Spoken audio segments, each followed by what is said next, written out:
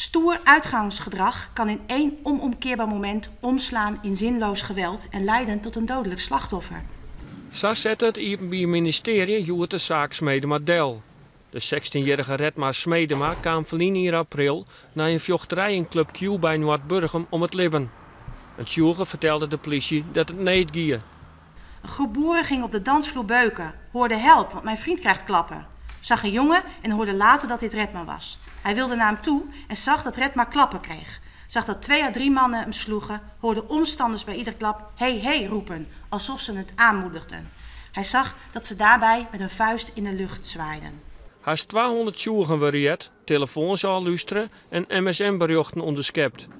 Zij vertochten worden aanhouden en onder de tredde dag van de rechtszaak joert ontkennen ze elke belutsenheid. Wat in het begin van dit onderzoek gelijk opvalt, is dat de verdachten niet, en sommigen zelfs nu nog steeds niet, naar waarheid verklaren over wat ze hebben gezien en weten van die avond.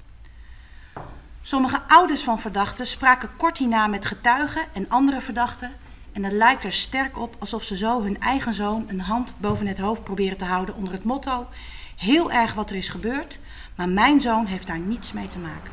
Joert wies de justitie een 20-jarige man uit Danwoord aan als de haatschuldige. Hij zou Redmar Smedema sinds hij sliepslijn ha en daarom is 3 jaar cel, waarvan een jel hier onder betingst, tjen hem eerske.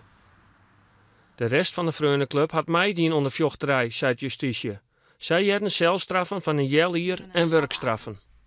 Het lijkt erop alsof de jongeren van tegenwoordig zonder nadenken en zonder enige terughoudendheid fors geweld niet schromen. Dergelijk gedrag is voor de maatschappij absoluut onaanvaardbaar en wordt niet meer getolereerd. Dit alles rechtvaardigt dan ook een forse strafeis. Een eis die recht doet aan het onrecht dat deze verdachten Redmar en zijn nabestaanden hebben aangedaan.